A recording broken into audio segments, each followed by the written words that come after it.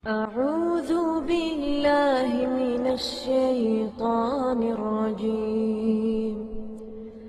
بسم الله الرحمن الرحيم. ومن أحسن قولا ممن دعا إلى الله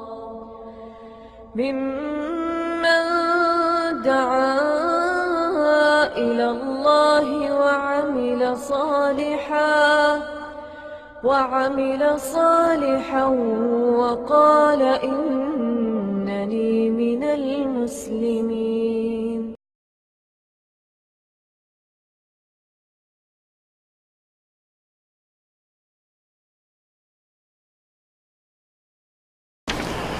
إن الحمد لله نحمده ونستعينه ونستغفره ونعوذ بالله من شرور أنفسنا ومن سيئات أعمالنا من يهده الله فلا مضل له ومن يضلل فلا هادي له وأشهد أن لا إله إلا الله وحده لا شريك له وأشهد أن محمدا عبده ورسوله.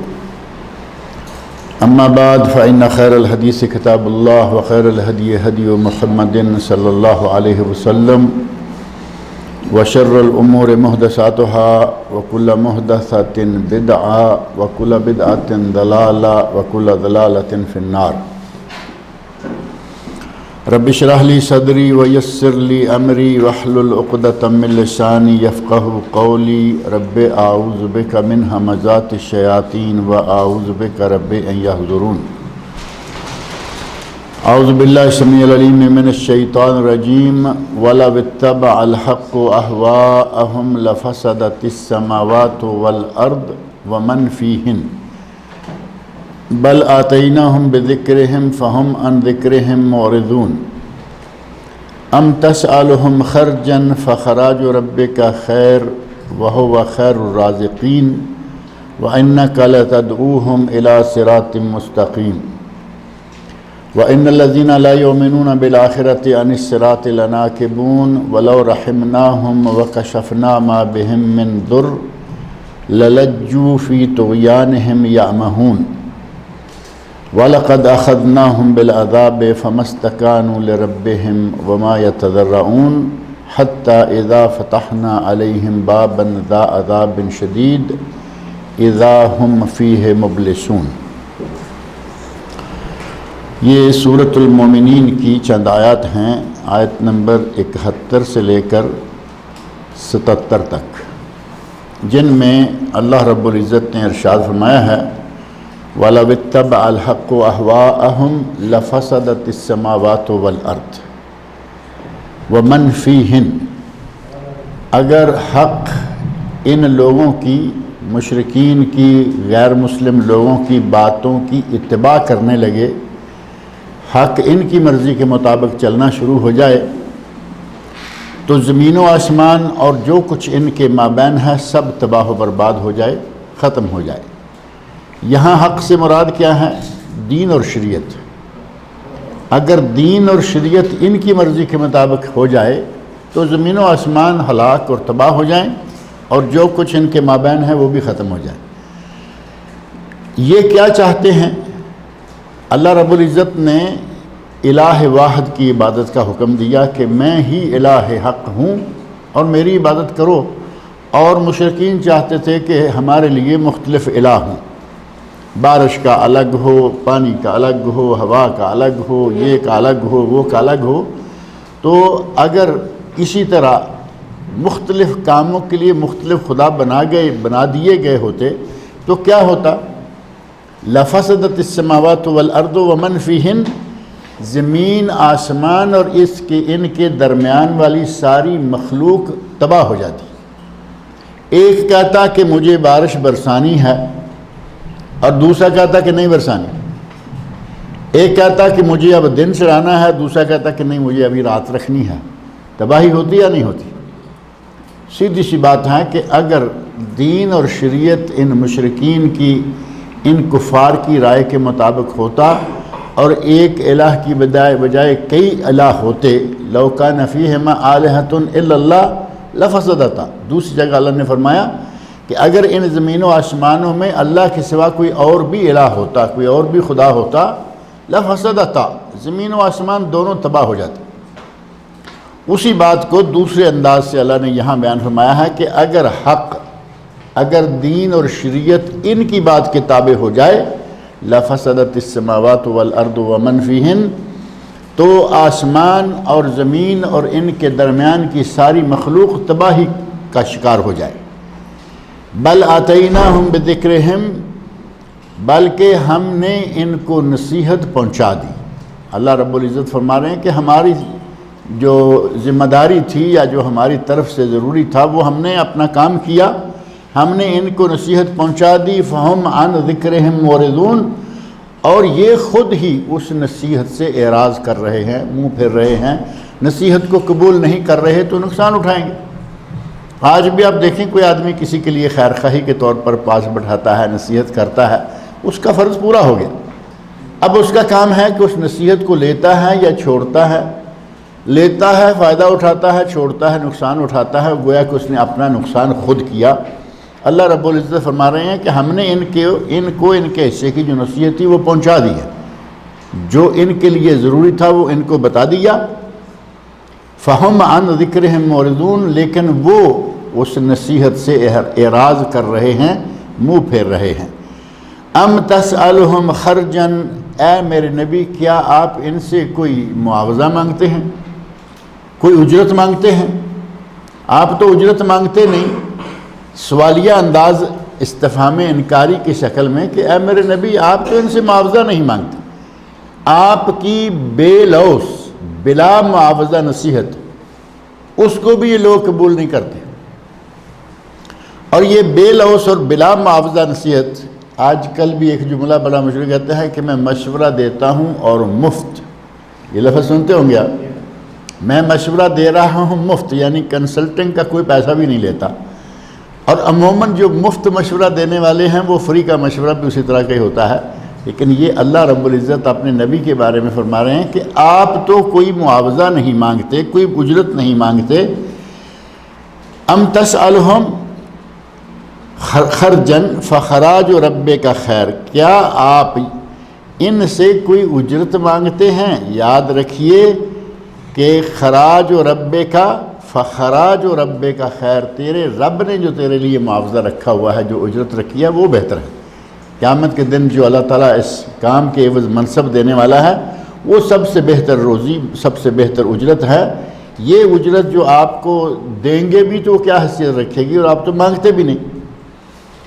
وَإِنَّكَ لَتَدْعُوهُمْ إِلَىٰ صِرَاطٍ مُسْتَقِيمٍ، اے میرے نبی آپ ان کو صراط مستقیم کی طرف دعوت دیتے ہیں۔ یہ الٹے راستے چل رہے ہیں، آپ ان کو سیدھے راستے کی طرف ہدایت دیتے ہیں۔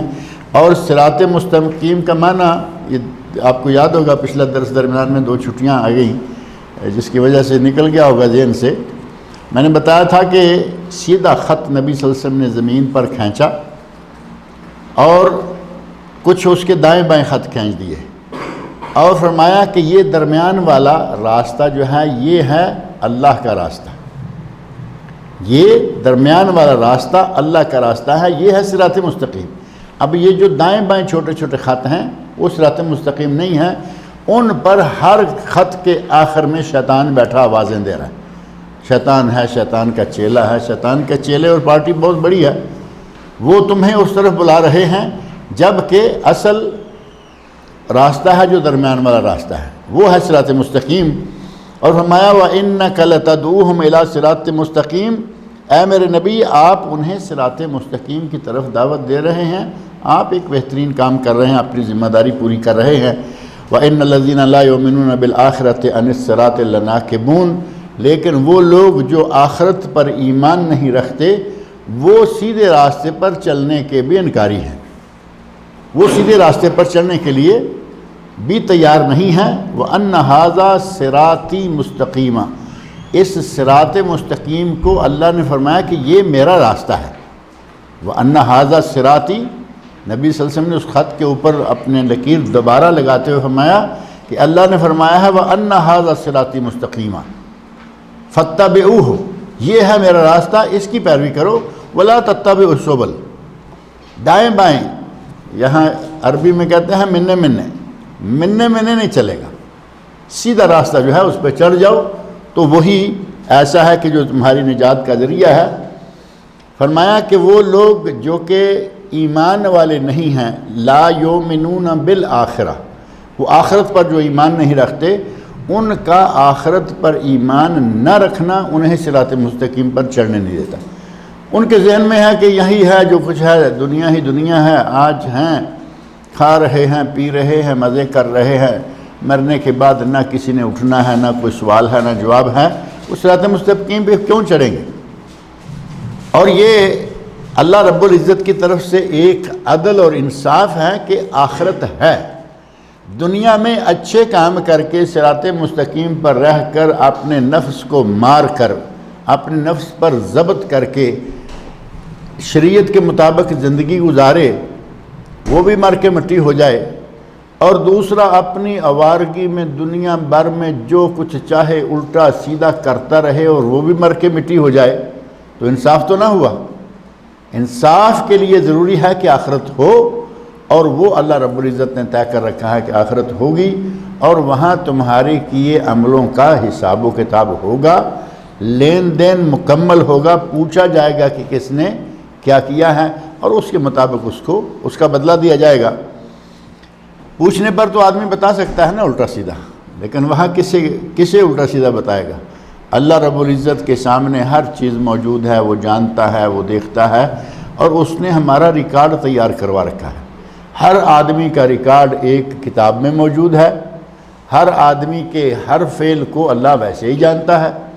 اللہ نے اپنے علم پر بھی انحصار نہیں، بلکہ اپنے علم کے ساتھ جو کتاب ہے وہ فائل سامنے رکھ دی، کتاب کھول دی اور رجسٹر کھول کے بتا دیا کہ یہ دیکھ لو، یہ تمہارا نیکیوں کا حصہ ہے، اور یہ دیکھ لو یہ تمہاری دوسری کارروائیوں کا حصہ ہے، اب تم خود بتاؤ کہ تمہارا کیا علاج ہونا چاہیے۔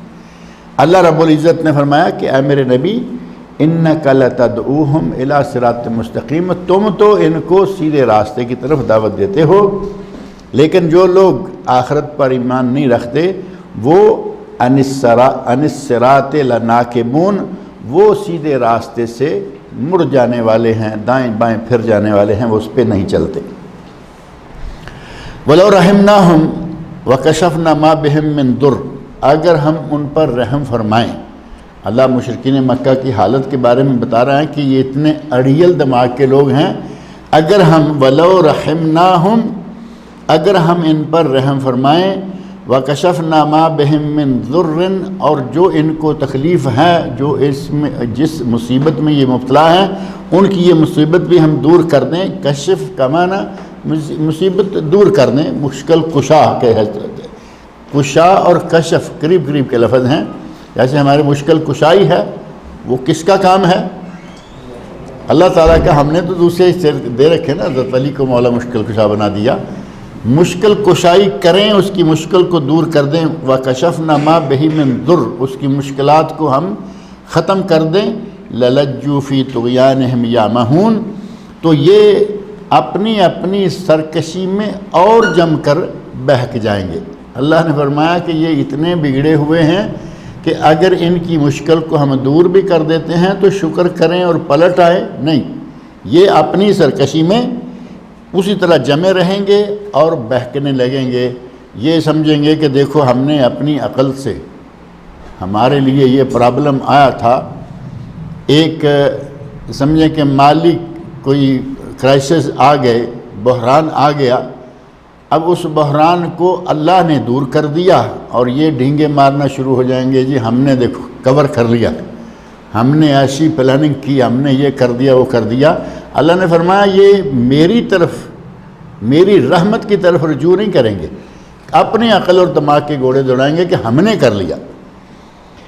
وَلَوْ رَحِمْنَاهُمْ، اگر ہم نے ان پر رحم فرمایا، وَكَشَفْنَا مَا بِهِمْ مِنْ ضُرٍّ، ان کی مشکل کشائی کر دی، مشکل دور کر دی، لَلَجُّوا فِي طُغْيَانِهِمْ يَعْمَهُونَ، تو یہ اپنے اپنے گمراہی میں جمے ہوئے ادھر ہی بہہ کے رہیں گے۔ وَلَقَدْ أَخَذْنَاهُمْ بِالْعَذَابِ، ہم نے انہیں واقعتاً عذاب میں پکڑ بھی لیا۔ اللہ رب العزت نے، یہ خاص مشرکین مکہ کے بارے میں ہے کہ ہم نے انہیں عذاب میں پکڑ بھی لیا. اور وہ عذاب کون سا تھا؟ غزوہ بدر کے موقع پر اللہ رب العزت نے تھوڑے سے لوگوں کے ہاتھوں ان کی تباہی کروائی یا نہیں کروائی؟ 313 لوگوں کے ہاتھوں ہزاروں لوگ شکست کھا کے بھاگے. ان کے پاس ہتھیار، ان کے پاس گھوڑے، ان کے پاس گاڑیاں، ان کے پاس سارا سامان، اور مسلمان نہتے، اور کسی کے ہاتھ میں تلوار بھی نہیں، صرف کھجور کی ایک شاخ ہے. اللہ رب العزت نے کھجور کی شاخ کو تلوار سے تیز کر دیا اور مسلمانوں کو فتح عطا فرمائی، اور مشرکین کو وہاں خوب پٹائی ہوئی. اللہ نے فرمایا کہ ہم نے ایک تو ان کو اس عذاب میں مبتلا کیا، اور دوسرا جو ہے وہ نبی اکرم صلی اللہ علیہ وسلم نے صحیح مسلم میں حدیث ہے کہ ان مشرکین مکہ کے بارے میں بد دعا بھی کی. جب یہ پرامن قوم کو آرام سے نہ بیٹھنے دیں گے تو کیا ہوگا؟ نبی صلی اللہ علیہ وسلم نے ان کے بارے میں بد دعا بھی فرمائی، اور اس بد دعا میں فرمایا اللہم اعنی علیہم، اے اللہ میری مدد کر ان کے مقابلے میں بسبع کسبع یوسف، جس طرح یوسف علیہ السلام کی قوم پر 7 سال کے لیے قحط آیا تھا، ان لوگوں پر قحط بھیج. نبی صلی اللہ علیہ وسلم نے دعا مانگی، اللہ تعالیٰ نے دعا قبول فرما لی. صحیح مسلم میں حدیث ہے. اللہ نے دعا قبول کی، مکہ والے قحط میں مبتلا ہو گئے، اور جیسے ہی جان کے لالے پڑنے لگے، بھوکے مرنے لگے، تو فوری طور پر اپنا نمائندہ حضرت ابو سفیان رضی اللہ عنہ، جو ابھی اس وقت مسلمان نہیں ہوئے تھے، انہیں بھیجا اور کہا کہ جا کے انہیں کہو کہ ہم پر رحم کھائیں، اور ہمارے لیے یہ جو بد دعا کی ہے، اور ہم بھوکے مرنا شروع ہو گئے ہیں ان کی بد دعا. مشرکین ہیں، کافر ہیں، لیکن یہ یقین ہے کہ یہ بد دعا اس نے کی ہے، نتیجہ اسی کا. دیکھیں ابو لہب کے بیٹے کے بارے میں نبی صلی اللہ علیہ وسلم نے بد دعا کی تھی، جس نے بدتمیزی کی آپ کے چہرہ مبارک کی طرف تھوکنے کے لیے، بلکہ تھوک پھینکا اس نے.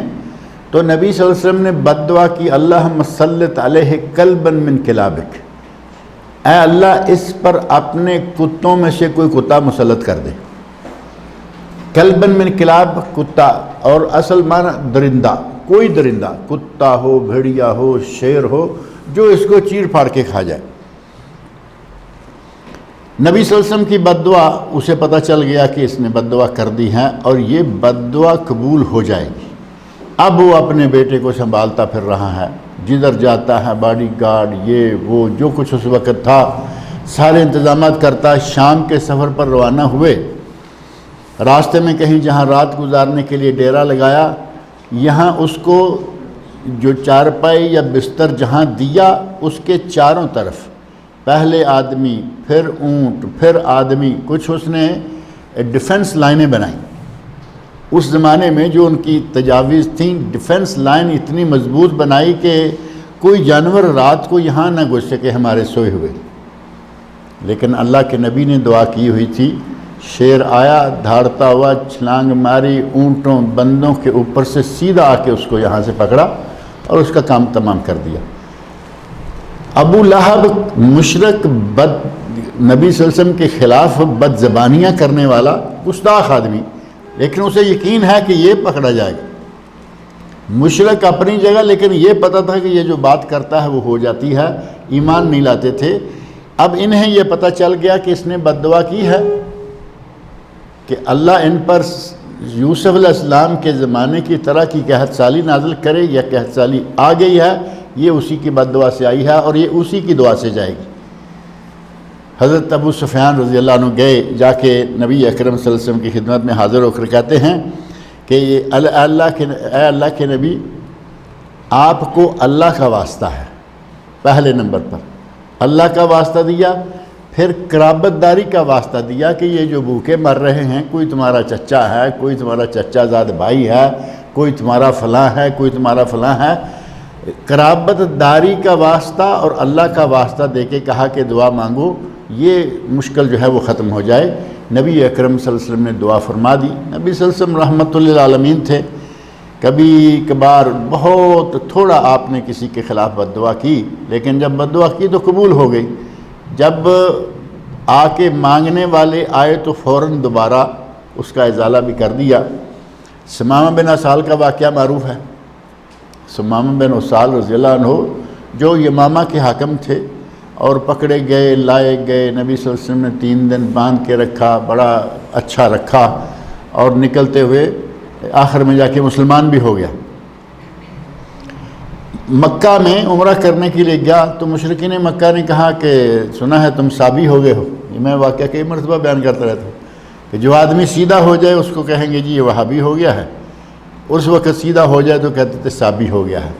آج یہاں سے لوگ عقیدہ صحیح کر کے جاتے ہیں، گھر والے چاہ رہے ہیں کہ چلیں ذرا داتا دربار ہو کے آ جائیں، عبداللہ شاہ غازی ہو کے آ جائیں، نظام الدین اولیاء کا چکر لگا کے آ جائیں، اور یہ جا کے کہتا ہے کہ یہ تو جائز نہیں ہے، تو کہتے ہیں لو جی یہ وہابی ہو کے آ گیا سعودی عرب سے یا جہاں سے بھی، پوری خلیج میں تقریباً یہی عالم ہے۔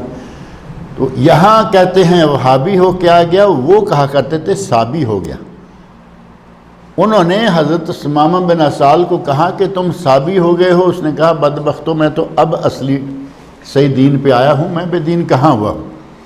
اور غصے میں آ کے کہا کہ آج کے بعد یمامہ سے تمہیں گندم کا ایک دانہ بھی نہیں آئے گا، کیونکہ گندم وہاں سے آتی تھی، آٹا وغیرہ روٹی ان کی مکہ والوں کی چلتی تھی، اسی کے سہارے منع کر دیا۔ اور تھوڑے ہی عرصے میں ظاہر ہے کہ گندم نہیں جائے گی تو کہاں سے کھائیں گے۔ باغ مدینہ منورہ آدمی بھیجا اللہ کے نبی اللہ کے رسول کے پاس کہ یمامہ سے ہمیں رسد آنا، گندم آنا بند ہو گیا ہے، اور اس نے منع کر دیا ہے، آپ ہمارے رشتہ دار ہیں، آپ ہمارے فلاں ہیں، لکھیے کہ وہ ہمیں گندم بھیجنا شروع کرے۔ نبی صلی اللہ علیہ وسلم نے بلا تاخیر، یہ وہ لوگ ہیں جنہوں نے آپ کو مکہ سے نکالا، یہ لوگ ہیں جو جنگ مسلط کر رہے ہیں، کبھی بدر میں، کبھی احد میں، کبھی کہیں کبھی کہیں، لیکن نبی صلی اللہ علیہ وسلم کے سامنے جب درخواست گئی مکہ والوں کی کہ تمہارے ہی سارے رشتہ دار ہیں، بھوکے مرنے لگے ہیں، آپ کہو یمامہ والے کو، ثمامہ بن اسال رضی اللہ عنہ کو کہ وہ گندم بھیجنا شروع کرے۔ نبی صلی اللہ علیہ وسلم نے اسی وقت پیغام دیا، ثمامہ گندم بھیجنا شروع کر دو۔ اور ثمامہ مسلمان ہو چکے ہیں، اور مسلمان ہماری طرح کے تو نہیں تھے نا، وہ مسلمان ہوتے تھے تو پھر 100% مسلمان ہوتے تھے۔ ہمیں تو قرآن کی آیتیں آ جائیں، نبی کی حدیثیں آ جائیں، اور جو کر رہے ہیں وہ پہلے کریں گے، بعد میں سوچیں گے کہ آئندہ کیا کرنا ہے۔ اور یہی نہیں، ہماری زندگی میں آپ کبھی جائزہ لے کے دیکھیں، آدھے سے زیادہ غیر اسلامی سلسلہ ہماری زندگی کے اندر موجود ہے، چل رہے ہیں، پرواہ بھی نہیں۔ ثمامہ نے 1 منٹ بھی دیر نہیں کی، آپ کا حکم پہنچا، فوری طور پر گندم بھیجنا شروع کر دیا۔ تو نبی صلی اللہ علیہ وسلم کی دعا کے قبول ہونے کا انہیں یقین تھا، مشرکین مکہ کو۔ نبی صلی اللہ علیہ وسلم کی دعا کے نتیجہ میں ان پر قحط سالی بھی آئی، اور نبی صلی اللہ علیہ وسلم کو صحابہ کو ستایا تو اللہ رب العزت نے انہیں غزوہ بدر کے موقع پر عذاب میں بھی مبتلا کیا، 70 سردار ان کے مارے گئے، باقی رہے سہے جو ہیں وہ قیدی بنا دیے گئے، کچھ مارے گئے، کچھ قیدی بنائے، کچھ بھاگ گئے۔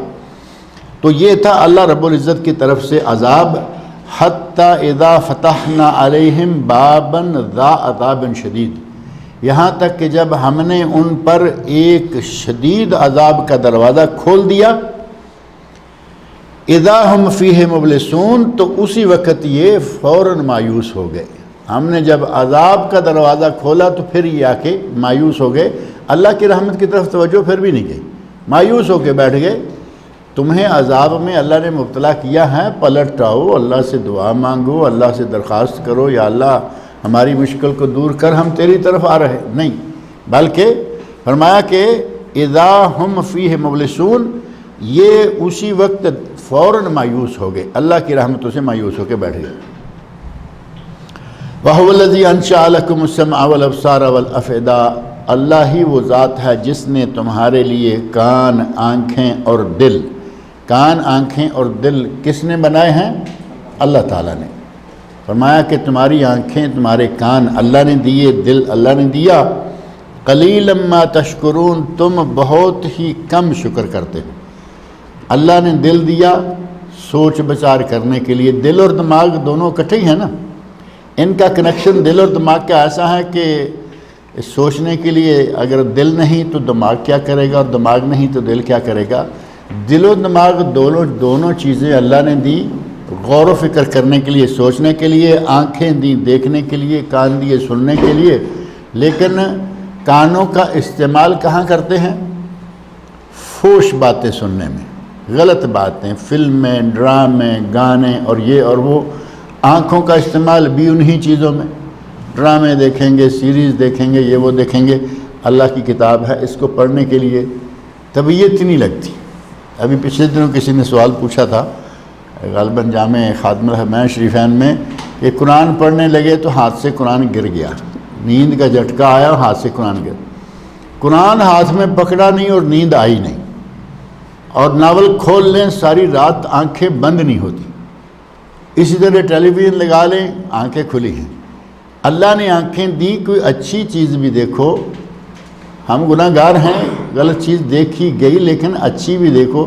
اچھی دیکھتے ہی ہمیں نیند گر لیتی ہے۔ اصل میں نیند نہیں گرتی، پیچھے جو شیطان ڈیرا لگا کے بیٹھا ہے وہ کہتا ہے کہ تم کس طرف جا رہے ہو۔ اللہ نے فرمایا کہ ہم نے تمہیں کان دیے، آنکھیں دیں، تمہیں دل دیے، قلیلا ما تشکرون، لیکن تم بہت ہی کم شکر کرتے ہو۔ یعنی آنکھ کا صحیح استعمال کیا جائے، غلط استعمال سے روکا جائے، یہ شکر ہوگا۔ اسی طرح کان کا صحیح استعمال کیا جائے، اس اللہ کی نعمت کو صحیح جگہ استعمال کریں گے تو یہ شکر ہوگا، اور غلط جگہ استعمال کریں گے تو یہ شکر نہیں بلکہ کفر ہوگا، انکار ہوگا، ناشکری ہوگی۔ وَهُوَ الَّذِي ذَرَأَكُمْ فِي الْأَرْضِ وَإِلَيْهِ تُحْشَرُونَ، اللہ ہی وہ ذات ہے جس نے تمہیں دنیا میں بنا کے پھیلا دیا زمین پر۔ ہمیں زمین پر کس نے پھیلایا ہے؟ اللہ نے۔ بچہ ماں کے پیٹ سے بچہ پیدا ہوتا ہے، بڑا ہوتا ہے، کھیلتے کھیلتے جوان ہو جاتا ہے، پھر آگے سلسلہ شروع ہو جاتا ہے۔ اللہ نے فرمایا کہ تمہیں اس زمین پر تمہیں اللہ رب العزت نے، وہی ذات ہے جس نے تمہیں اس زمین پر بنایا اور پھیلایا۔ وَإِلَيْهِ تُحْشَرُونَ، اور ایک وقت آئے گا کہ تم سب اکٹھے کر کے اسی کے سامنے لے جائے جاؤ گے۔ ہمارا ایمان ہو آخرت پر یا نہ ہو، اس سے اللہ کو تو کوئی فرق نہیں پڑتا۔ اللہ کا نہ کوئی نقصان ہوتا ہے، نہ ہمارے سارے ایماندار ہو جانے سے اللہ کو کوئی فائدہ ہوگا۔ بلکہ نبی صلی اللہ علیہ وسلم فرماتے ہیں نا کہ اگر پوری، غالباً قدسی حدیث ہے کہ پوری بنی نوع انسان، ساری خلقت ایک جگہ اکٹھی ہو کر جو سب سے بڑا کافر دل ہے اس جیسے ہو جائیں، یعنی سارے لوگ پکے بڑے کافر ہو جائیں، تو اللہ کا کوئی نقصان نہیں کر سکیں گے۔ اور اگر سارے انتہائی بڑے ایمان والے مومن ہو جائیں تو اللہ کا کوئی فائدہ نہیں کریں گے۔ اللہ کا فائدہ نقصان کوئی نہیں کر سکتا، وہ خود سے مالک ہے، مانے یا نہ مانے، آخرت کو مانے یا نہ مانے، لیکن جانا سب نے وہی ہے۔ فرمایا کہ تمہیں زمین میں اللہ نے پھیلایا، زمین میں اللہ نے بھیجا، تمہیں زمین میں اللہ نے تمہاری تخلیق فرمائی، وَإِلَيْهِ تُحْشَرُونَ، اور تمہیں اسی کی طرف ہی اکٹھے کر کے لے جایا جائے گا۔ وَهُوَ الَّذِي يُحْيِي وَيُمِيتُ، وہی ہے جو زندہ کرتا ہے اور وہی ہے جو مارتا ہے۔ انسان کو دنیا میں بھیجتا بھی وہی ہے اور مارتا بھی وہی ہے۔ وَلَهُ اخْتِلَافُ اللَّيْلِ وَالنَّهَارِ، اور یہ دن رات کا آنا اور جانا، دن رات کا پلٹنا، یہ بھی اسی کے ہاتھ میں ہے۔ وہی دن کو رات پر، رات کو دن پر، ان دونوں کو ایک دوسرے کے آگے پیچھے لا رہا ہے۔ چاند پر، سورج پر کس کا کنٹرول ہے؟ اللہ تعالیٰ کا۔ اور کنٹرول بھی اس طرح کا رکھا ہوا ہے کہ جب سے یہ بنائے گئے ہیں، جب سے سورج چاند کی تخلیق ہوئی ہے، آج تک کوئی ایکسیڈنٹ نہیں۔ دونوں چل رہے ہیں نا، آسمان پہ چل رہے ہیں، وہ بھی آسمان پہ چل رہا ہے، وہ بھی آسمان پہ چل رہا ہے۔ لَلشَّمْسُ يَنبَغِي لَهَا أَن تُدْرِكَ الْقَمَرَ وَلَا اللَّيْلُ سَابِقُ النَّهَارِ، یہ سورج کو لائق نہیں ہے کہ سورج چاند کو پالے، یعنی یہ ہو نہیں سکتا کہ سورج چاند کو پالے اور یہ اکٹھے ایک دوسرے سے ٹکرا جائیں، اور نہ ہی رات اپنی مرضی سے دن سے آگے نکل سکتی ہے۔ جب رات کو حکم ہے رات آئے گی، جب دن کو حکم ہے، ان دونوں کا کلاش۔ کبھی ایسا ہوا ہے کہ دن بھی رات بھی اکٹھے ہوئے؟ دن دن ہے اور رات رات۔ جب سے یہ اللہ نے سلسلہ بنایا ہے تب سے اسی طرح چل رہا ہے کہ یا دن ہے یا رات ہے، یا رات ہے یا دن ہے۔ اسی طرح اللہ رب العزت نے چاند کو سورج کو ان کے مدار دیے ہیں، ان کی ڈیوٹی لگائی ہے یہاں سے یہاں تک، اور بس کوئی چیز انکار نہیں کرتی۔ چاند سورج پر، سورج چاند پر، کسی پر کوئی تجاوز نہیں کرتا۔ فرمایا کہ یہ دن رات کا آنا جانا، ان کا اختلاف، اور کسی کو انسان کو زندہ کرنا، هو الذی یحیی، وہی ہے جو کہ زندہ کرتا دنیا میں بھیجتا ہے، ویمیت، اور مارتا ہے۔ افلا تعقلون، کیا تم عقل نہیں رکھتے ہو؟ یعنی عقل سے کام نہیں لیتے ہو کہ وہ ذات جو دن رات کو چلا رہی ہے، وہ رات جو سورج چاند کو کنٹرول کیے ہوئے ہے، کبھی ایکسیڈنٹ نہیں، کبھی حادثہ نہیں، اس ذات کے بارے میں تم ذرا بھی عقل سے کام نہیں لیتے کہ اس ذات کی ہی عبادت ہونی چاہیے؟ یہ نہیں کہ جس کے سامنے جی چاہا سر جھکا لیا، سجدہ کر دیا، بلکہ سجدے اور عبادت کے لائق اگر کوئی ہے تو وہ صرف ایک اللہ کی ذات گرامی ہے۔ بل قالوا مثل ما قال الاولون، بلکہ ان لوگوں نے تو وہی بات کہی جو ان سے پہلے لوگ بھی کہتے آئے ہیں۔ ان لوگوں نے بھی وہی بات کہی جو ان سے پہلے لوگ کہتے آئے ہیں، اور پہلے لوگ کیا کہتے رہے ہیں؟ قالوا اذا متنا وكنا ترابا وعظاما انا لمبعوثون، کہنے لگے کہ جب ہم مر جائیں گے، ہم مر کر مٹی ہو جائیں گے، ہماری ہڈیاں رہ جائیں گی، ہڈیاں پھر مٹی ہو جائیں گی، انا لمبعوثون، کیا ہم پھر اٹھائے جائیں گے؟ اللہ نے فرمایا کہ ان کے پہلے بھی یہی کہتے مر گئے، اور یہ بھی اب وہی اپنے پہلوں والی بات دہرا رہے ہیں کہ ہم مر جائیں گے، مٹی میں چلے جائیں گے، پہلے ہماری ہڈیاں رہ جائیں گی، پھر ہڈیاں بھی ختم ہو جائیں گی۔ یعنی پہلے گوشت ختم ہوگا، گوشت سڑ گیا، گل گیا، اور ہڈیاں رہ گئیں ڈھانچہ، اور ڈھانچہ جو ہے وہ بھی گل کے مٹی ہو گیا، تو کیا پھر ہم دوبارہ زندہ کیے جائیں گے؟ اللہ نے فرمایا یہ تم پہلی مرتبہ نہیں کہہ رہے، تم سے پہلے لوگ بھی یہی کہتے گئے ہیں۔ لقد وعدنا نحن وآباؤنا هذا من قبل، کہتے ہیں کہ ہم سے اور ہمارے ماں باپ سے اس سے پہلے بھی یہی وعدہ کیا جاتا رہا ہے کہ تمہیں مار کے اٹھایا جائے گا، تمہیں مار کے اٹھایا جائے گا۔ ہم سے پہلے لوگوں نے بھی اللہ سے یہی وعدہ سنا، اور ہمیں بھی یہی وعدہ۔ ان کا کہنا یہ ہے کہ ہمارے سامنے ایسا نہیں ہو رہا کہ آدمی مرا ہوا اٹھایا جائے، بلکہ قرآن کریم میں بعض جگہ ہے کہ بات چلتے چلتے جب یہ بات ہوئی کہ تمہیں مار کے اٹھایا جائے گا، مرنے کے بعد اٹھنا ہوگا، تو فوراً قوم نے کہا کہ ہمارے باپ دادا کو اٹھا کے دکھاؤ، ہمارے باپ دادا کو ابھی اٹھا کے دکھاؤ تو ہمیں سمجھ آ جائے گی کہ مار کے اٹھایا جا سکے۔ اب یہ نبی کا کام تھوڑا ہے، اللہ کہہ رہا ہے میں اٹھاؤں گا، اور اس کے لیے اس نے وقت مقرر کیا ہے۔ یہ بھی نہیں کہ ہر کسی کو اٹھا کے دکھاتا پھرے گا، اللہ نے وقت مقرر کیا ہے، اس وقت پر وہ اٹھائے گا، اور اس کی قدرتیں بتاتی ہیں کہ وہ اٹھا سکتا ہے، اس کے لیے کوئی مشکل نہیں، لہذا وہ اپنے وقت پر اپنا کام کرے گا۔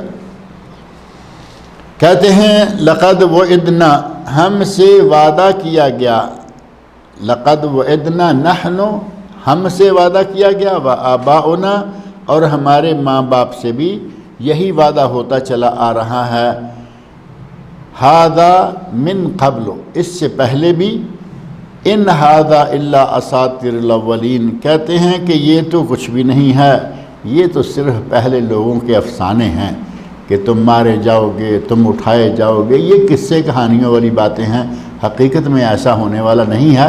یہ ان کے ایماندار نہ ہونے کا نتیجہ تھا کہ وہ اس طرح کا غلط ذہن رکھتے تھے۔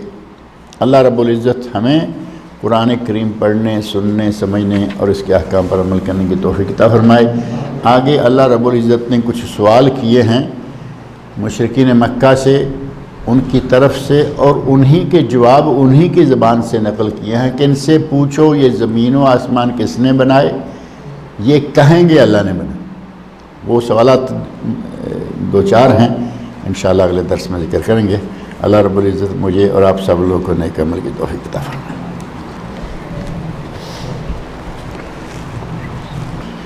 بسم اللہ الرحمن الرحیم۔ عن جابر بن عبداللہ رضی اللہ تعالیٰ عنہما ان نبی صلی اللہ علیہ وسلم قال اعطیت خمسا لم یعطہن احد قبلی، نصرت بالرعب مسیرۃ شہر، وجعلت لی الارض مسجدا وطہورا، فأیما رجل ادرکتہ الصلاۃ فلیصلی، وذکر الحدیث۔ وفی حدیث حذیفہ عند مسلم وجعلت تربتها لنا طہورا اذا لم نجد الماء وعن علی رضی اللہ تعالیٰ عنہ عند احمد وجعل التراب لی طہورا۔ یہ صحیح بخاری صحیح مسلم میں الفاظ ہیں اور اسی طرح مسند امام احمد میں ہیں، جس میں حضرت جابر بن عبداللہ رضی اللہ تعالی عنہ تیمم کی مشروعیت کے بارے میں بتا رہے ہیں۔ غالباً اس سے پہلے یہ بات ہوئی تھی کہ اگر پانی نہ ملے تو اسلام نے بہت آسان طریقہ بتایا، پانی نہیں ہے یا یہ کہ پانی تو ہے لیکن استعمال کرنے کی طاقت نہیں ہے۔ پانی موجود ہے، کمرے میں پانی موجود ہے، واش روم ہے، سارا کچھ ہے، لیکن آدمی اتنا ٹوٹا پھوٹا پڑا ہے چارپائی پر کہ اٹھ نہیں سکتا، باندھا ہوا ہے، پٹیاں لگی ہوئی ہیں، ڈامر ہیں۔ تو ایسے میں یہ نہیں کہ وہ نماز چھوڑ دے، بلکہ ایسے میں بھی اسے نماز پڑھنے کا حکم ہے، لیکن اللہ نے یہ آسانی فرما دی کہ اگر پانی نہیں ہے یا پانی کے استعمال پر قدرت نہیں ہے تو تیمم کر لیں، اور تیمم کا طریقہ بھی آگے آ جاتا ہے۔ تیمم کے بارے میں نبی صلی اللہ علیہ وسلم ارشاد فرماتے ہیں اعطیت خمسا لم یؤتہن احد قبلی، مجھے اللہ نے 5 ایسی چیزوں سے نوازا ہے جو پہلے کسی نبی کے پاس نہیں تھی۔ پہلے کسی نبی کو وہ 5 چیزیں نہیں ملی جو مجھے ملی۔ ان میں سے یہاں جو اصل بتانا مقصود ہے وہ ہے تیمم کا سلسلہ، لیکن اس سے پہلے ایک چیز یہ بھی بتا دی، حدیث پوری موجود ہے وذکر الحدیث، لیکن یہاں بلوغ المرام میں اس کا مطلوبہ حصہ جو ہے وہ نقل کیا گیا ہے۔ نصرت بالرعب مسیرۃ شہر، اللہ نے میری مدد کی ہے رعب کے ساتھ کہ ابھی میرے اور دشمن کے درمیان 1 مہینے کا سفر باقی ہوتا ہے، دشمن کے دل پر میرا رعب طاری ہو جاتا ہے۔ اب یہ تو ظاہر ہے کہ ہر کسی کے بس کی بات نہیں ہے، لیکن اللہ رب العزت نے نبی صلی اللہ علیہ وسلم کو یہ ایک خاص عنایت فرمائی تھی کہ آپ ارادہ کرتے کہ فلاں علاقے پر ہم نے جا کے حملہ کرنا ہے، ابھی 1 مہینے کا سفر ہوتا تو سامنے والے دشمن کے دل پر رعب طاری ہو جاتا تھا کہ یہ ہم پہ آ کے حملہ کریں گے اور کیا ہوگا اور کیا نہیں ہوگا۔ فرمایا کہ 1 مہینے کی مسافت سے اللہ تعالیٰ نے میرا رعب و دبدبہ کافر پر ڈال کر میری مدد کر دی ہے۔ وَجُعِلَتْ لِيَ الْأَرْضُ مَسْجِدًا وَطُهُورًا، اور زمین کو اللہ نے میرے لیے مسجد اور طہارت، مسجد بھی اور وضو بھی، دونوں چیزیں بنا دیا ہے۔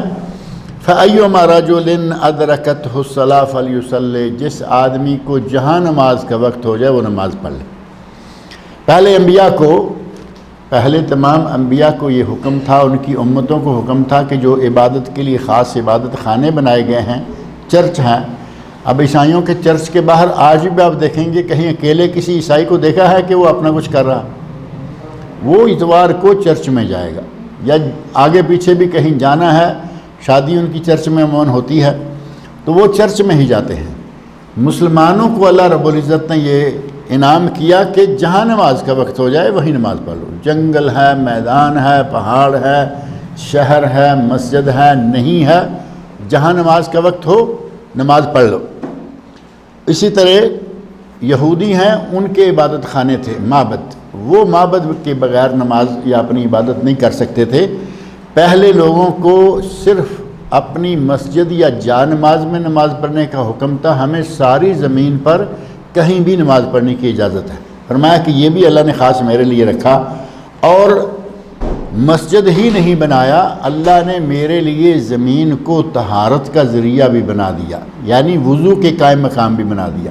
یہاں طہور سے مراد تیمم ہے کہ اگر پانی نہیں ملا تو تیمم کریں، تو دونوں کام ہو گئے، مسجد بھی ساری زمین ہو گئی اور ساتھ ہی طہارت بھی ساری زمین پر، کہیں بھی پانی نہیں ہے زمین پر ہاتھ ماریں، ہاتھوں کو منہ پہ پھیریں اور اس کے بعد ہاتھوں کو ہاتھوں پہ پھیر لیں، آپ کا تیمم وضو ہو گیا۔ اور یہ تیمم جو ہے یہ وضو کے اور غسل کے دونوں کے قائم مقام ہو جاتا ہے۔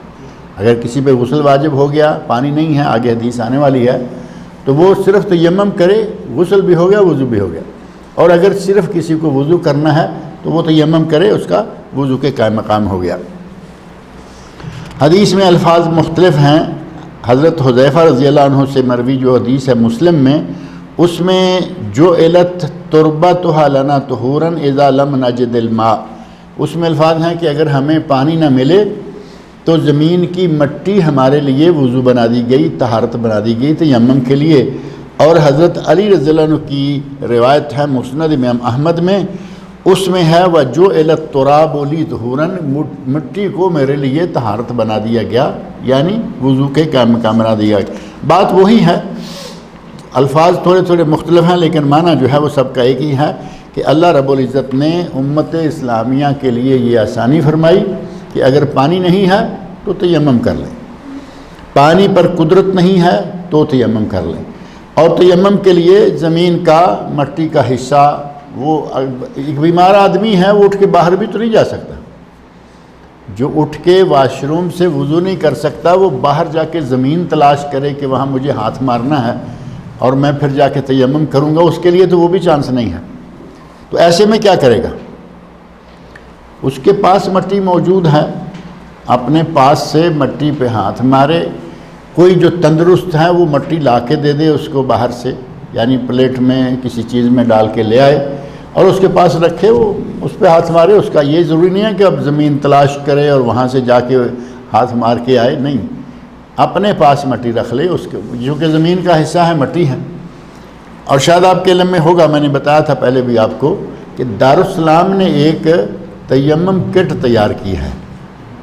دارالسلام جو یہاں خبر میں برانچ ہے، ریاض ہیڈ آفس ہے، پاکستان لاہور میں ہے، انہوں نے ایک تقریباً اس سائز کی مربع کٹ تیار کیا جس میں بیک وقت دونوں ہاتھ ایسے، اب اتنا ہی سمجھ لیں جیسے یہ کتاب کھلی ہوئی ہے، اس سائز کی وہ کٹ ہیں، اور اس میں انہوں نے بہترین انداز سے نیچے مٹی بھی رکھی ہے، اوپر وہ ایک پیپر ہے اسپیشل قسم کا جس کو ایسے اوپر ہاتھ ماریں تو جو نیچے مٹی ہے وہ ہاتھوں تک پہنچ جاتی ہے نا، ایک باریک سے سوراخوں والا پیپر سا ہوتا ہے، ایک یہ ٹیشو پیپر کی شکل سمجھ لیں، تو وہ انہوں نے بڑے اسپیشل انداز سے بنایا ہے۔ اور یہاں آپ نے دیکھا ہوگا ہسپتالوں میں تقریباً ہر جو آپریشن والے پیشنٹ جاتے ہیں ان کے کمروں میں ہر جگہ وہ کٹ موجود رہتی ہے، ایک ایک دو دو۔ تو اللہ رب العزت نے ہمارے لیے یہ آسانی کر دی کہ اگر کبھی پانی نہ ہو تو تیمم کر لیں۔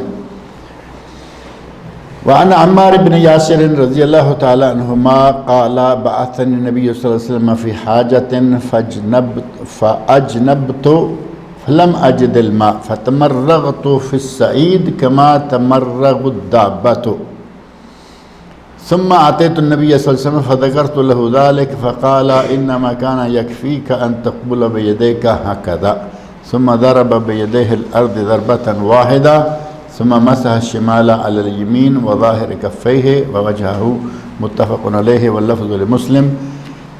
یہ صحیح بخاری اور صحیح مسلم میں حدیث ہے جس میں طریقہ بتایا گیا ہے کہ تیمم کیسے کرنا ہے، اور بخاری میں ایک روایت میں ہے وضرب بكفيه الأرض ونفخ فيهما ثم مسح بهما وجهه وكفيه۔ اب اس پوری حدیث میں حضرت عمار بن یاسر رضی اللہ تعالیٰ عنہ بڑے مشہور و معروف صحابی ہیں، عمار بن یاسر کہتے ہیں کہ نبی صلی اللہ علیہ وسلم نے مجھے کسی کام بھیجا، یعنی کسی مہم پر بھیجا، اور میں مہم پر روانہ ہوا، وہاں مجھے احتلام ہو گیا، جنابت ہو گئی، یعنی مجھ پر غسل جو ہے وہ واجب ہو گیا۔ فلم اجد الماء، اور میں کسی ایسے علاقے ایسی جگہ تھا کہ وہاں پانی نہیں تھا، طہارت کے لیے پانی نہیں ہے۔ فتمرغت فی الصعید کما تمرغ الدابہ، کہتے ہیں کہ میں مٹی میں اس طرح لوٹ پوٹ ہوا جیسے کوئی جانور زمین پہ لوٹ پوٹ ہوتا ہے نا، آپ نے دیکھا ہوگا بعض جانور، گھوڑا ہے، گدھا ہے، کھلی جگہ چھوڑیں وہ اپنی حرکتیں کرتے کرتے زمین پہ بیٹھیں گے، لیٹیں گے، اس طرف گئے اس طرف گئے، جتنا وہ گھوم سکتے ہیں گھومتے ہیں۔ کہتے ہیں کہ میں نے اسی طرح کیا کہ مٹی کا تو میں نے سنا ہوا تھا کہ مٹی سے وضو ہو جاتا ہے تیمم، اب یہ غسل تھا تو یہ سمجھے کہ اب سارے جسم کو مجھے مٹی لگانی ہے، تو کہتے ہیں کہ میں جانور کی طرح زمین پر لوٹ پوٹ ہوا، پھر میں آیا اور آ کر میں نے نبی صلی اللہ علیہ وسلم کو بتایا، فقال، تو آپ نے فرمایا انما کان یکفیک ان تقول بیدیک ہکذا، اے عمار تم نے اتنا کیوں کیا؟ تمہارے لیے صرف اتنا کافی تھا کہ اپنے دونوں ہاتھوں کو یوں کرتے، یعنی اپنے دونوں ہاتھوں کو زمین پر مارتے. ثم ضرب بیدہ الارض، پھر نبی صلی اللہ علیہ وسلم نے باقاعدہ زمین پر اپنے ہاتھوں کو مارا، ضربۃ واحدہ، ایک مرتبہ مارنا. یہاں آ کے اختلاف ہے، آگے ہمارے مولویوں نے کچھ روایت وہ لے رکھی ہے جس میں 2 مرتبہ مارنے کا ذکر آتا ہے. صحیح بخاری اور صحیح مسلم میں 1 مرتبہ مارنے کا ذکر ہے. ثم ضرب بیدہ الارض ضربۃ واحدہ ثم مسح الشمال الیمین، پھر آپ نے اپنے بائیں ہاتھ کو دائیں ہاتھ پر پھیرا، یہ جیسے دونوں ہاتھوں کو دھویا جاتا ہے. وظاہر کفیہ، اور اپنی یہ کفے کا باطن ہے اور یہ ظاہر ہے، یعنی دونوں ہاتھوں کو آپس میں ایک دوسرے کے اوپر مل لیا. واللفظ لمسلم، یہ مسلم کے الفاظ ہیں، جبکہ بخاری شریف کے الفاظ ہیں وضرب بکفیہ الارض، نبی صلی اللہ علیہ وسلم نے اپنے دونوں ہاتھوں کو زمین پر مارا، ونفخ فیہما، ایسے تھوڑی سی ان کے درمیان پھونک ماری تاکہ کچھ زیادہ گرد و غبار لگا ہے تو وہ کم ہو جائے. ثم مسح بہما وجہہ وکفیہ، پھر آپ نے اپنے چہرے پر مارا اور اپنے ہاتھوں پہ پھیرا. یعنی طریقہ کار جو سامنے آیا وہ یہ کہ زمین پاک جگہ دیکھ کر زمین پہ ہاتھ ماریں، اگر سمجھیں کہ مٹی زیادہ لگ گئی ہے، کم لگی ہے، پھونک ماریں، کیا خرچ آئے گا اس میں، پھونک مار لیں تاکہ سنت پوری ہو جائے. پھونک ماریں اور اس کے بعد پہلے اپنے چہرے پر ہاتھ پھیریں اور اس کے بعد اپنے ہاتھوں کو ہاتھوں پر پھیریں، لیکن پہلے چہرے پر. بظاہر لگتا ہے کہ پہلے تو چاہیے تھا ہاتھ دھلیں، لیکن جو نبی صلی اللہ علیہ وسلم نے بتایا ہے ہمیں تو اسی کو لینا ہے.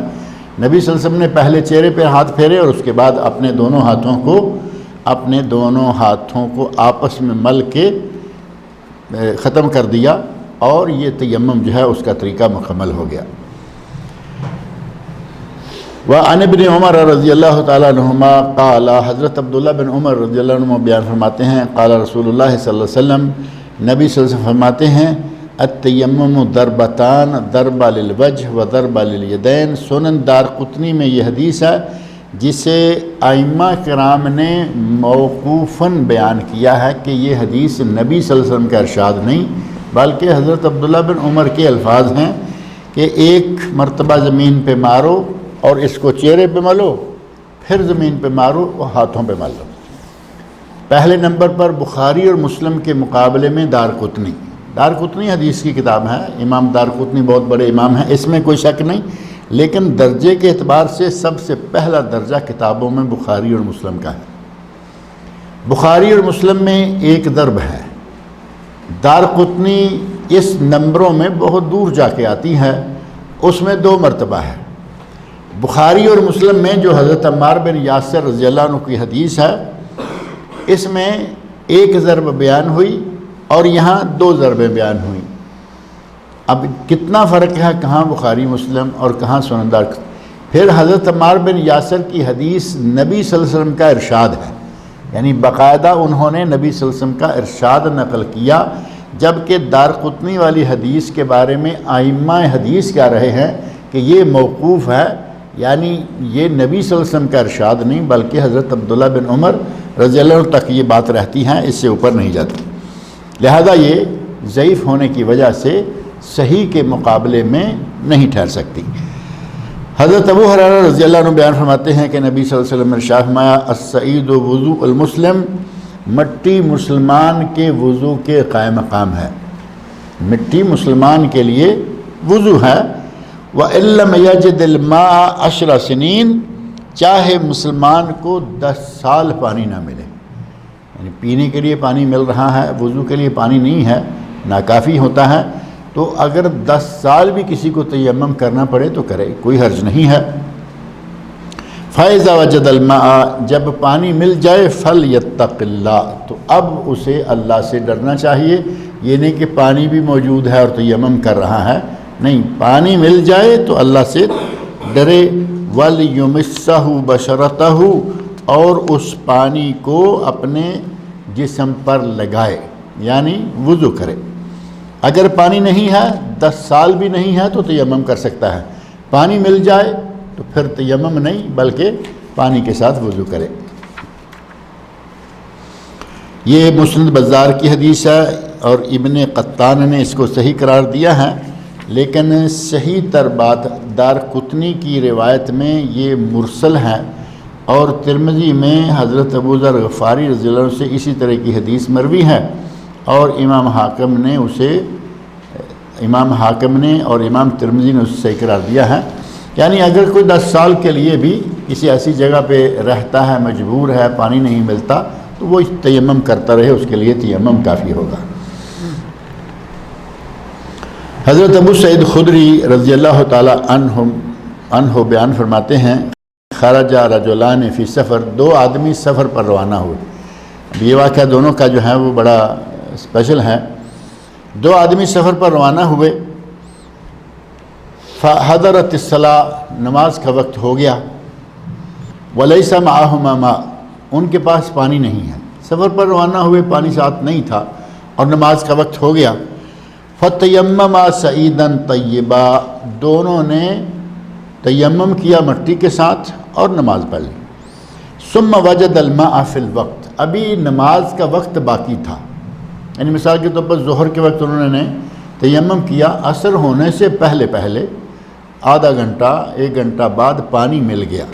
اب پانی مل گیا، فعاد احدہم الصلاۃ والوضو، ایک نے وضو کیا اور نماز دوبارہ پڑھ لی، ایک نے وضو کیا اور نماز دہرا لی، دوبارہ پڑھ لی۔ ولم یعد الآخر، دوسرے نے نہ وضو کیا نہ دوبارہ نماز پڑھی، یعنی اس نے کہا کہ ہم نے نماز پڑھ لی ہے، تیمم کا حکم تھا تیمم کر لیا، نماز کا حکم تھا نماز پڑھ لی۔ ایک نے دوبارہ وضو کر کے نماز دہرا لی، ایک نے نہ وضو کیا نہ نماز دہرائی بلکہ اسی پہ کفایت کر لی۔ ثم اتیا رسول اللہ صلی اللہ علیہ وسلم، پھر وہ دونوں نبی صلی اللہ علیہ وسلم کے پاس تشریف لائے، حاضر ہوئے۔ فذکرا ذلک لہ، ان دونوں نے اپنا واقعہ نبی صلی اللہ علیہ وسلم کی خدمت میں بیان کر دیا۔ فقال للذی لم یعد، جس نے نماز کو دہرایا نہیں، ایک مرتبہ نماز پڑھی اور وہی رہنے دی جو تیمم والی ہے، وضو کر کے دوبارہ نماز نہیں پڑھی، اس کو نبی صلی اللہ علیہ وسلم فرمایا اصبت السنہ، تو نے سنت کو پا لیا، یعنی تو نے سنت پر عمل کر لیا۔ معنی یہ کہ اگر میں ہوتا تو میں بھی ایسے ہی کرتا، میں تو تھا نہیں لیکن تو سنت کو پہنچ گیا۔ وَأَجْزَأَتْكَ صَلَاتُكَ، اور تجھے تیری وہ نماز کافی ہو گئی، تو نے سنت کو پا لیا اور تجھے تیری وہ نماز کافی ہو گئی۔ وَقَالَ لِلْآخِرِ، اور دوسرا جس نے دوبارہ نماز پڑھی تھی، وضو کیا تھا، اس کو آپ نے فرمایا لَكَ الْأَجْرُ مَرَّتَيْنِ، تمہیں 2 مرتبہ ثواب ملے گا۔ پہلے بھی نماز پڑھی تھی، پھر نماز پڑھی، پہلے تیمم کیا تھا پھر وضو کیا، تمہیں 2 گنا ثواب ملے گا۔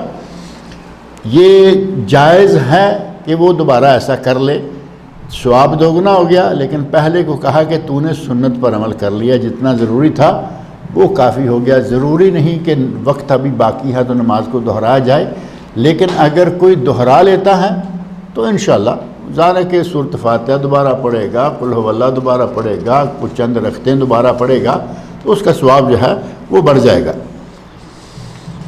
حضرت ابن عباس رضی اللہ تعالی عنہما بیان فرماتے ہیں، اللہ رب العزت کا ارشاد ہے وَإِن كُنتُم مَرْضَىٰ أَوْ عَلَىٰ سَفَرٍ، اگر تم بیمار ہو یا سفر پر ہو، قَالَ إِذَا كَانَتْ بِالرَّجُلِ الْجِرَاحَةُ فِي سَبِيلِ اللَّهِ وَالْقُرُوحُ فَيُجْنِبْ، آدمی اگر فی سبیل اللہ ہوتا، جہاد کے لیے نکلا ہوا ہوتا، اسے کوئی زخم ہوتا یا کوئی پھنسی پھوڑا ہوتا، فَيُجْنِبْ، اور وہ اسی حالت میں جنابت میں مبتلا ہو جاتا، یعنی محاذ پہ نکلے ہوئے ہیں، کئی مہینوں سے گھروں سے باہر ہیں اور زخمی بھی ہیں اور جنابت بھی ہو جائے، فَيَخَافُ أَن يَمُوتَ إِنِ اغْتَسَلَ، اور وہ ڈرے کہ اگر وہ غسل کرے گا تو مر جائے گا، یعنی زخم ایسے ہیں کہ غسل کرنے سے وہ مر جائے گا، تیمم، اس کے لیے کافی ہے کہ وہ تیمم کر لے۔ یہ موقوفاً بھی مروی ہے اور امام بزار نے اسے مرفوعاً نبی صلی اللہ علیہ وسلم کا حکم بھی بتایا ہے، اور صحیح ابن خزیمہ میں اسے صحیح قرار دیا گیا، اور امام حاکم نے بھی اسے صحیح کہا ہے۔ یعنی اگر کوئی ایسی حالت میں ہے کہ اس کے جسم پر زخم ہیں تو وہ تیمم کرے، اس کے لیے تیمم کرنا کافی ہے، کہیں ایسا نہ ہو کہ زخم میں پانی آ جائے۔ اب ظاہر ہے کہ اگر کوئی ایسی جگہ پہ ہے، مثلا سر میں زخم ہے، ایک صحابی کا واقعہ موجود ہے، صحابہ سے پوچھا، کہا کہ بھائی میرے سر میں زخم ہے اور نماز پڑھنی ہے، کیا تم میرے لیے کوئی رخصت پاتے ہو؟ تو صحابہ نے کہا کہ ہم تو تیرے لیے کوئی رخصت نہیں پاتے، تمہیں غسل کرنا ہوگا۔ اس نے غسل کیا، زخم سر میں تھا، زخم بڑا تھا، پانی زخم میں چلا گیا اور فوت ہو گئے۔ نبی صلی اللہ علیہ وسلم کے سامنے وہ بات آئی تو نبی صلی اللہ علیہ وسلم نے بڑے غصے سے کہا، قاتلوہ قاتلہم اللہ، اللہ ان کو غارت کرے، انہوں نے بندہ مار دیا ہے۔ انہیں چاہیے تھا کہ یہ پوچھ لیتے، اس کے لیے کافی تھا کہ تیمم کرتا اور نماز پڑھ لیتا۔ غسل کی جگہ بھی تیمم، میں نے جیسے شروع میں کہا ہے، غسل کی جگہ بھی تیمم جو ہے وہ کافی ہو جاتا ہے۔ بہرحال یہاں اس حدیث میں انہوں نے واضح طور پر بتایا ہے کہ اگر آدمی بیمار ہے، زخم ہے یا کوئی پھوڑا ہے اور اسے ڈر ہے کہ وہ اگر غسل کرے گا تو مر جائے گا، اس کے لیے تیمم کرنا کافی ہے۔ اللہ تعالیٰ مجھے اور آپ سب لوگوں کو نبی صلی اللہ علیہ وسلم کے ارشادات پڑھنے، سننے، سمجھنے اور ان پر عمل کرنے کی توفیق عطا فرمائے۔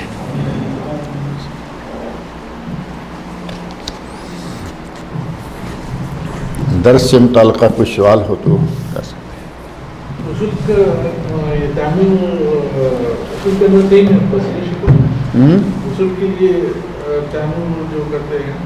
تیمم، ہاں تقریباً تمام چیز صحیح ہے، جو پروسیجر ہے نہیں پروسیجر وہی رہے گا۔ اب غسل کے لیے اس صحابی کا واقعہ آپ نے سنا نا کہ اس نے غسل کے طور پر جو تیمم کرنا تھا وہ لوٹ پٹ ہوا زمین پر جیسے جانور کرتا ہے۔ انہوں نے نام نہیں لیا جانور کا، لیکن جانور جو کرتا ہے وہ معروف ہے۔ جو جتنے بھی جانور جنگلی ونگلی ہیں وہ سارے کرتے ہیں، گھوڑے گدھے بھی کرتے ہیں۔ کہتا ہے میں جانور کی طرح زمین پر لوٹ پٹ ہوا۔ تو نبی صلی اللہ علیہ وسلم فرمایا کہ تمہارے لیے اتنا ہی کافی تھا۔ غسل کی جگہ تیمم کرنا ہو یا وضو کی جگہ تیمم کرنا ہو، ایک مرتبہ زمین پر ہاتھ مارے، اکٹھے کرے، چھوٹی سی پھونک مارے اور ان ہاتھوں کو پہلے چہرے پر ملے اور اس کے بعد یہ آپس میں دونوں ہاتھوں کو مل لے۔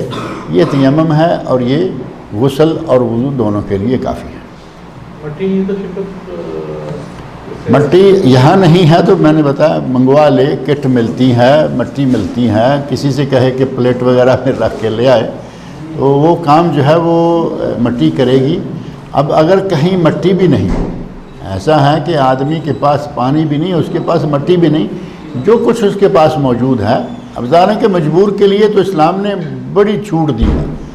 پانی استعمال نہیں کر سکتا، مٹی ہے نہیں، جو کچھ ہے اس پہ ہاتھ مارے، دیوار ہے، یہ ہے، وہ ہے، کسی نے گاڑی ہے، گاڑی چل رہی ہے، جو ٹرینیں ہیں، اب ٹرینیں اتنی صاف ہماری کہاں ہوتی ہیں کہ ان کی دیوار پہ مٹی لگی ہوگی، نیچے کہیں نہ کہیں، تو یہ پاؤں کے نیچے والا حصہ چھوڑ دیں جو راہداری ہے، ظاہر گندا ہوتا ہے، دیوار پہ ہاتھ مار کے دیکھیں، آپ کے ہاتھ پہ نشان بھی چھپ جائیں گے، پتہ چل جائے گا کہ یہاں مٹی تھی، وہاں ہاتھ مار کے اپنا تیمم کریں اور نماز پڑھیں۔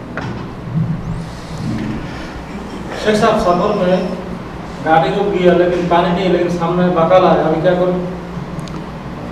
گاڑی رک گئی، واش میں پانی نہیں، سامنے بکال آیا، بقالہ ہے اور جیب میں پیسہ بھی ہے۔ اگر پیسہ ہے تو بقالے سے پانی لے کے وضو کرو، اور اگر جیب میں پیسہ بھی نہیں تو بقالہ بیکار ہے، پھر آپ تیمم کرو اور نماز پڑھو۔ باتھ روم میں پانی نہیں، سامنے بقالے میں پانی ہے لیکن جیب میں پیسہ نہیں، بقالے والا تو فری نہیں دے گا نا، تو ایسی شکل میں پھر وہی مجبوری آ گئی۔ اب بقالے کا فکر دماغ سے نکال دو کیونکہ اس کے لیے پیسہ چاہیے، اور اگر بوتل 1 ریال کی ہے، ریال آپ کی جیب میں ہے تو وہ خریدیں۔ اگر 1 ہی ریال ہے اور آپ پانی پینا بھی چاہتے ہیں تو بلوغ المرام کی پہلی حدیث آپ نے ذہن میں ہوگی، صحابہ کہتے ہیں انا نرکب البحر، یا رسول اللہ ہم سمندر میں سفر کرتے ہیں، ہمارے پاس پانی اتنا ہوتا ہے کہ اگر وضو کریں تو پینے کے لیے نہیں بچتا، پینے کے لیے بچائیں تو وضو نہیں کر سکتے، کیا کریں؟ سمندر کا پانی استعمال کریں۔ آپ نے فرمایا کہ سمندر کا پانی پاک ہے اور اس کا مردہ حلال ہے۔ پانی ہے لیکن تھوڑا ہے۔ اب یہاں صورتحال یہ ہے کہ باتھ روم میں پانی نہیں، ٹرین میں بیٹھا ہے، سامنے بقالہ ہے، بقالے کے لیے پیسہ نہیں۔ اگر پیسہ ہے تو 1 ریال ہے، 1 بوتل لے گا، اسے پینا بھی ہے تو پی لے اور تیمم کر لے۔ 2 ریال ہیں تو 2 بوتلیں لے، 1 پی لے، 1 سے تیمم، 1 سے وضو کر لے۔ تو یہ جیسا جیسا موقع ہے اس کے مطابق آپ کریں، انشاءاللہ تعالیٰ کوئی حرج نہیں ہے۔ اسلام میں کہیں سختی نہیں ہے، جہاں سختی آئی اسلام نے فوراً وہاں نرمی کر دی۔ مسافر کے لیے 24 گھنٹے نہیں بلکہ 72 گھنٹے تیمم، اس کا مسح 72 گھنٹے۔ پانی حدیث آپ نے ابھی سنی، 10 سال تیمم کرے، پانی نہ ملے 10 سال تیمم کرے، کوئی حرج نہیں۔ جہاں مشکل آئی اسلام نے وہاں حکم نرم کر دیا ہے۔ اللہ تعالیٰ نے ایک عمل کی توفیق عطا